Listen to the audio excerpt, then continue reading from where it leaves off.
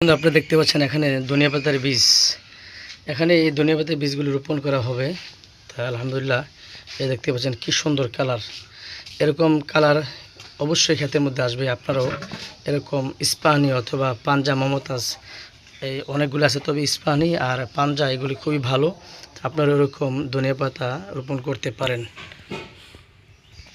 এই যে দেখতে পাচ্ছেন বীজগুলো, এটা দেশিটা, এটা দেশি, এটা হাইব্রিড। দেখতে পাচ্ছেন এই যে ভিজে রাখছি 10 ঘন্টা। এই কিছুক্ষণ পরে এগুলি জমিনের মধ্যে ছিটিয়ে দেওয়া হবে। আর এগুলো আপনাকে ছেটানোর আগে কমপক্ষে 2 দিন জাগ দিয়ে রাখলে সবচেয়ে ভালো, তাড়াতাড়ি গজে।